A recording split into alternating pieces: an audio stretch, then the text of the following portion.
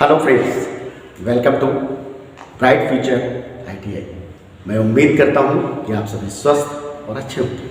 आज मैं फिर एक न्यू टॉपिक के साथ आया हूँ, लेकिन थोड़ा सा मैं बैक जाके आपको बैक टॉपिक का रिवाइज कराना चाहता हूँ। वो था हमारा हिस्ट्री ऑफ एडो। आज का जो न्यू टॉपिक है, मैंने थोड़ा सा सैद्धांतिक पेज से हटकर व्यवहारिक पेज में प्रवेश कराया है आपका, और उसमें मैं कुछ ऐसी चीज़ें लेकर के आया हूँ कि जिसका यूजेज एक प्रशिक्षार्थी से लेकर एक स्किल एम्प्लॉय तक जरूरत होती है। इसके बारे में मैं थोड़ा सा आपको बाय नेम गाइड कर दे रहा हूँ और फिर उसकी डिटेल्स आपको बताऊंगा। बट जॉइंट, ये बट जॉइंट जो है एक वेल्डर के लिए कार्य करने की क्रिया है, और इस बट जॉइंट के अंदर जो वेल्ड हीट का कार्य है वो क्या क्या है, कैसे कैसे होता है, ये मैं एक्सप्लेन करूँगा।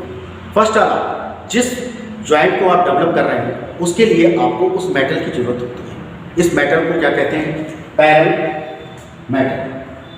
ये पैरेंट मेटल, इसके बाद जब आप किसी फिलर मेटल से, किसी धातु से आप किसी बेस मेटल को बीट के लगा रहे होते हैं, उस मेटल को हम कहते हैं weld metal. Filler metal is weld metal. Next इसी क्रम में हम आते हैं रूट। जब आप किसी वेल्ड को ज्वाइन कर रहे होते हैं तो उसका जो सबसे निचला हिस्सा होता है उसको हम रूट बोलते हैं। रूट का सेंस हिंदी में जड़। जड़ हमारी मजबूत, ये इसका रूट का सेंस होता है। इसके बाद में हमारी आती है फ्यूजन लाइंस। फ्यूजन लाइन का मतलब है संलयन सीमा रेखा तक। इसी क्रम में मैं आपको हिंट कर रहा हूं। Next, excess weld metal line. अब एक्सेस वेल्ड मेटल लाइन क्या है मैं आपको क्लियर कर दूं।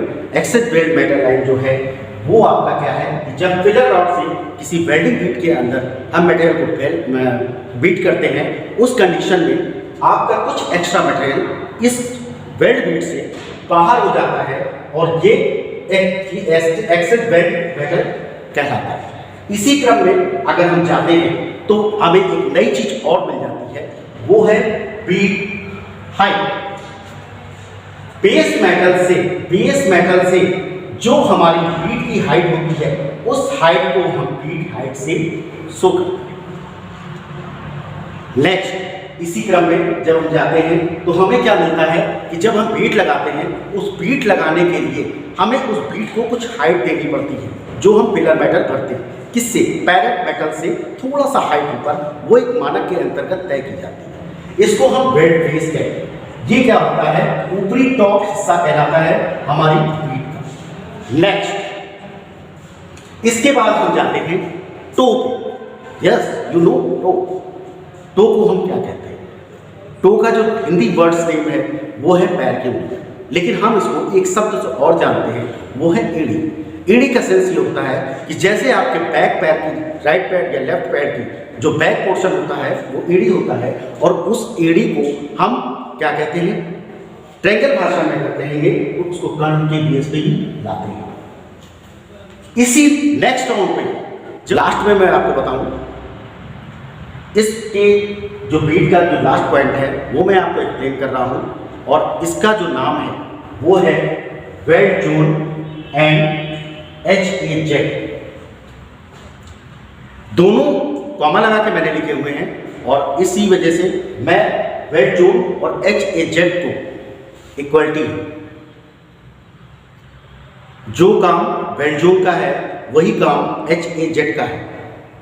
HAZ एक्चुअली होता क्या है मैं आपको बता दूं, या वेल्ड जोन क्या होता है कि जब हम वेल्डिंग कर रहे होते हैं फिलर मेटल द्वारा बेस मेटल पे, उस कंडीशन में चाहे आर्क वेल्डिंग हो चाहे कोई गैस वेल्डिंग हो, उस पोजीशन में क्या होता है कि हमारा जो बेस मेटल होता है वो हीट हो जाता है, और उस हीटिंग के कारण जो हमारा मेटल्स है उसके आंतरिक संरचना में कुछ इफेक्ट हो जाता है।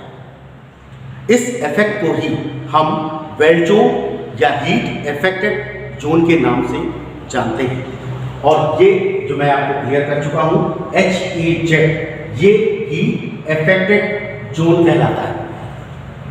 लास्ट में मैं आपको क्लियर करना चाहता हूँ, इस टॉपिक को मैंने जो आपको आज हिंट किया है, इस टॉपिक की वजह से एक अच्छे स्किल एम्प्लॉय का और मैं एक प्रशिक्षार्थी के लिए कहना चाहता हूँ कि ये सारी चीज़ें आपकी एक इंटरव्यू प्रोसीजर के लिए मेंटेन करती हैं और इन्हीं चीज़ों पे आगे फॉर फ्यूचर आपको फेस करना है। लास्ट में कुछ मेरी मोटिवेशन की लाइनें हैं।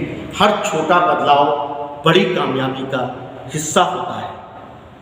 Thanks all of you. Next video